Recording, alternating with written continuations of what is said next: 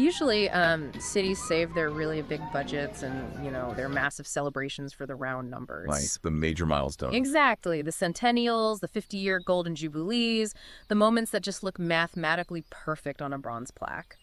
But today, we are looking at a municipal zoo that is throwing a massive, citywide, completely free admission party for its 39th birthday, which really begs the question of why. It is a fascinating deviation from the standard civic playbook. I mean, truly.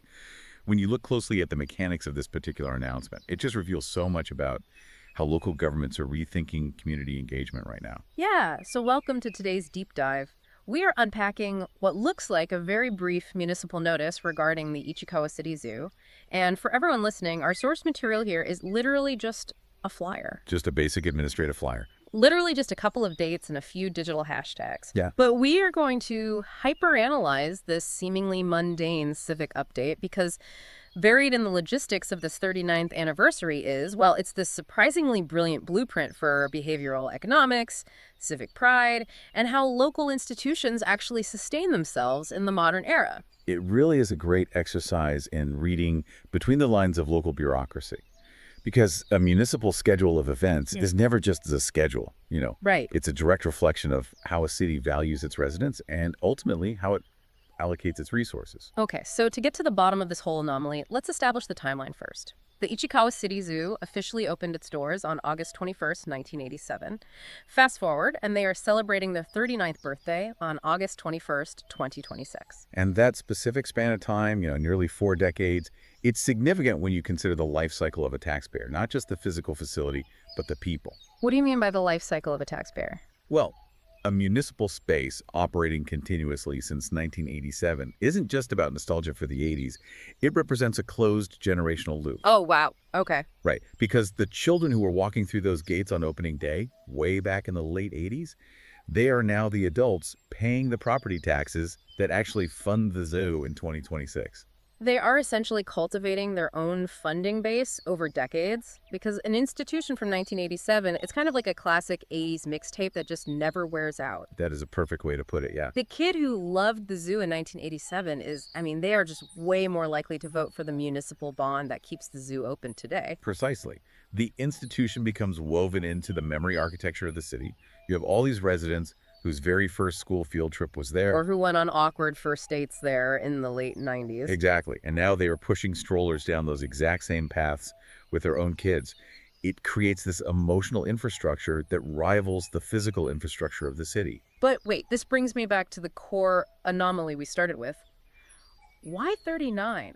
That is a totally random number. It really is. If I'm a city planner and I've got this great generational loop going, why burn all this goodwill and operational budget a year before the big 40? You'd think they would just warm up for the 40th. It's the natural question to ask, for sure. But if we look at how municipal funding actually operates behind the scenes, there are a few practical realities that dictate these weird decisions. Like what? Budget constraints. Basically, yeah.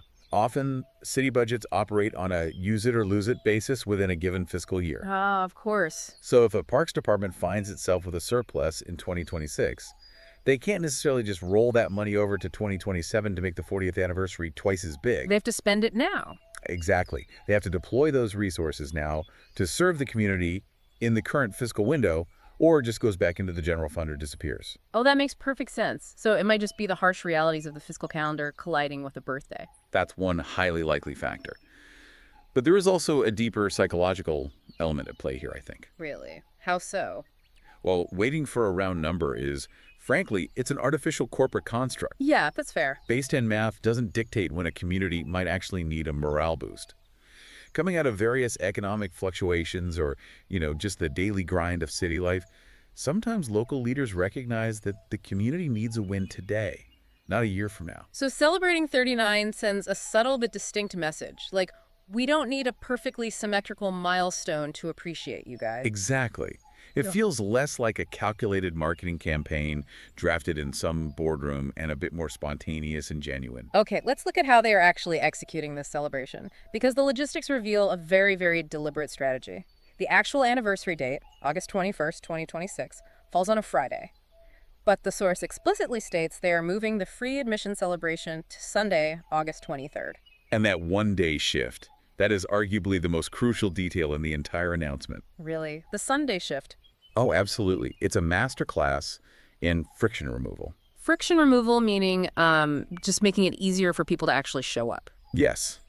In behavioral economics, friction is basically anything that gets in the way of a desired action. A Friday milestone event is just packed with friction. Because everyone is busy. Right.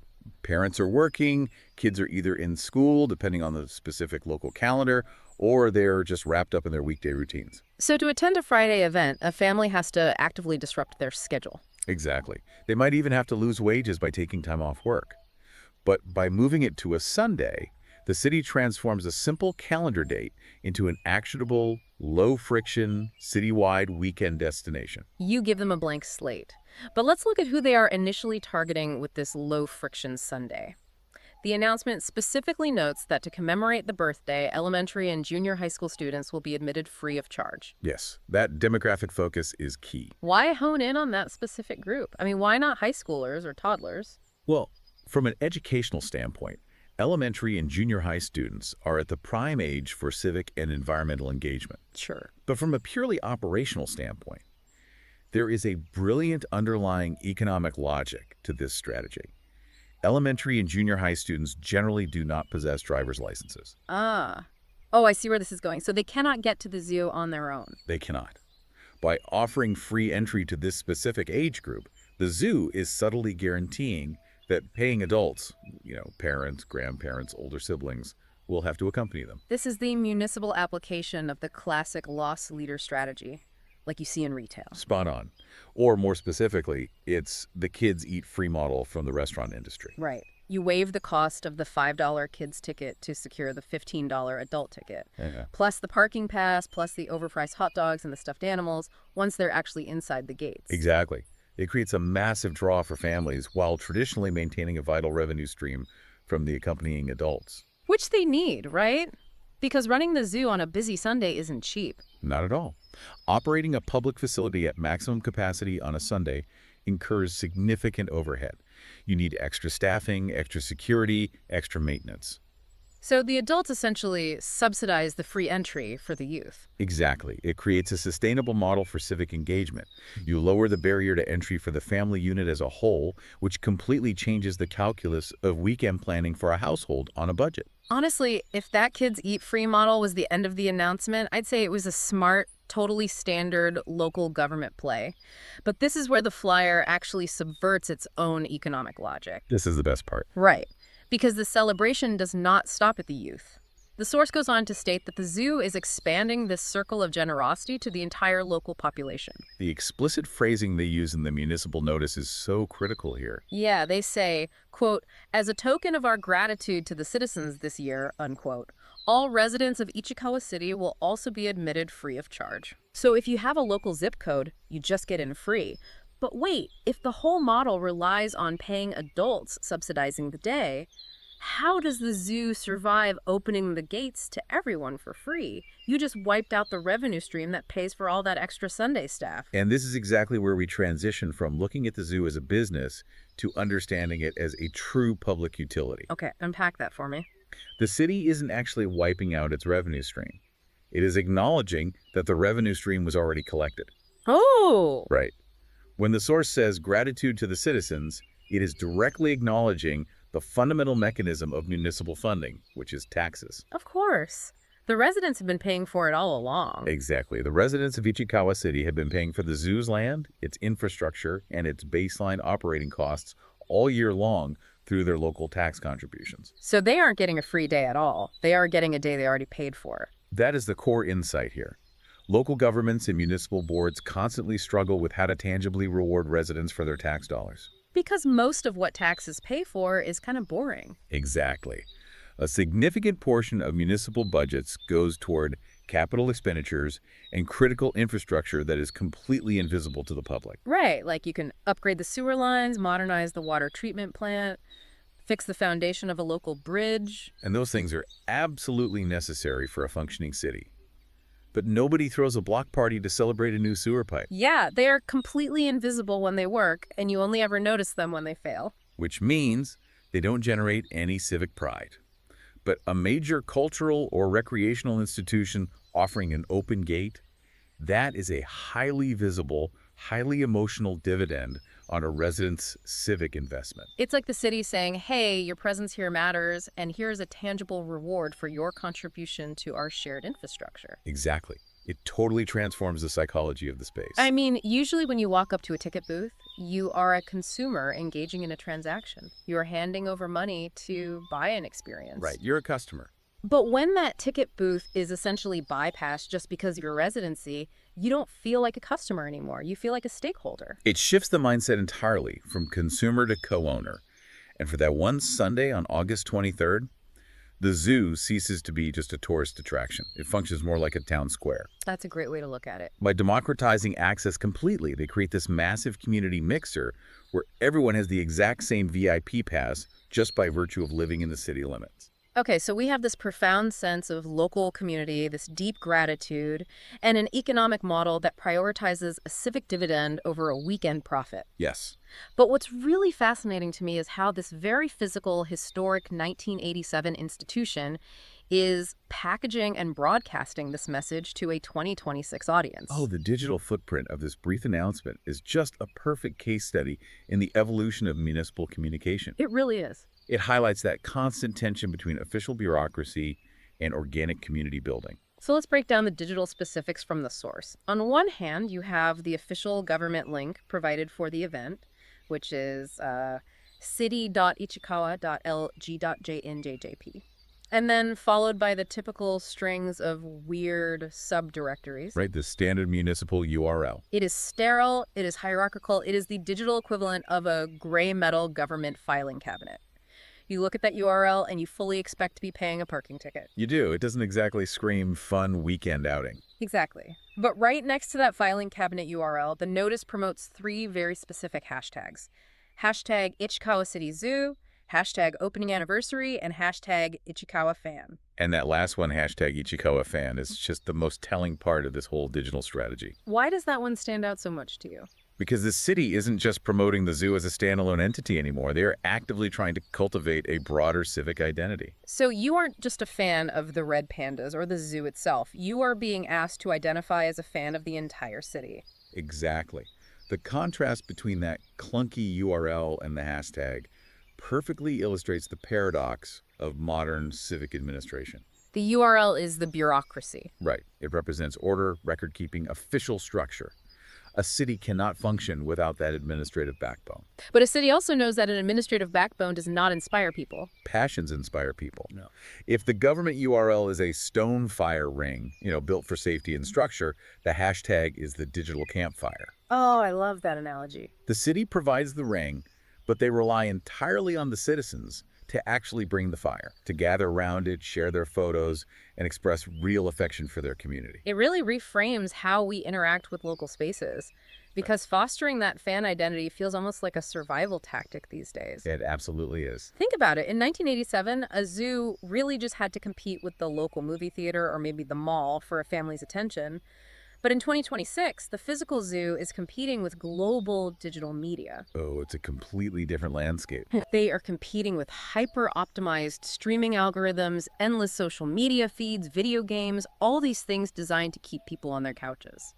So to win against infinite global entertainment options, local institutions have to leverage hyper-local loyalty.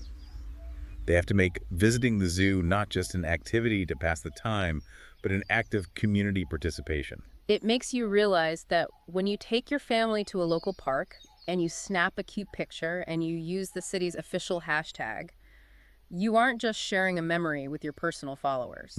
You're doing much more than that. You are actively participating in the branding and the actual survival of a local institution. You are providing the social proof that this space matters to the fabric of the city, which is exactly what city planners need to see when they are deciding next year's budget. Exactly. The community becomes an active participant in securing the institution's future, rather than just passive consumers of a city service. So synthesizing everything we've pulled from this single, seemingly boring municipal flyer. It wasn't boring at all, was it? Not at all. What looks like a dry calendar update is actually this master blueprint for civic engagement. We have a 39-year-old institution leveraging the behavioral economics of a Sunday schedule, utilizing the kids eat free model, and then ultimately overriding that entire model to deliver a highly visible civic dividend to its taxpayers. Like brilliant. And they're bridging the gap between a 1987 physical legacy and a 2026 digital audience by cultivating localized tribalism through these hashtags. It really is a remarkable amount of strategic thinking packed into a very small administrative action. It demonstrates that local governments do possess sophisticated tools for community building if they choose to deploy them. It really challenges you as a listener to look at your own city's infrastructure differently. Absolutely. The next time you see a notice for your local library or the municipal pool or a botanical garden, consider the mechanics behind the curtain. Think about the ways they might be trying to foster community, remove friction from your schedule, or deliver a return on your tax investment. It's incredibly easy to take these public spaces for granted, just as background scenery in our daily lives. Totally. But they are often the active glue holding our local identities together. And they require active participation to stay alive. Right. The symbiotic relationship between a city and its residents only works when both sides acknowledge the value being created. And this 39th anniversary is a perfect demonstration of a city actively acknowledging that value. Which leaves us with a final thought to mull over today. If the Ichikawa City Zoo is deploying this level of strategy, this much generosity, and this kind of budget for their 39th anniversary. Right, an off year. Yeah, an off year. If they're throwing the gates open and covering the tab for the whole city just to deliver a civic dividend today, what on earth might they be planning for the big 4-0? That is the million-dollar question. And on a broader scale, does removing the transactional expectation of a ticket booth fundamentally change how we value a space? I think it does. I think so too. Think about that the next time you see a corporate anniversary banner desperately trying to sell you something. Because maybe the most effective way to secure your institution's future isn't by asking your community for a gift, but by reminding them that they already own the place.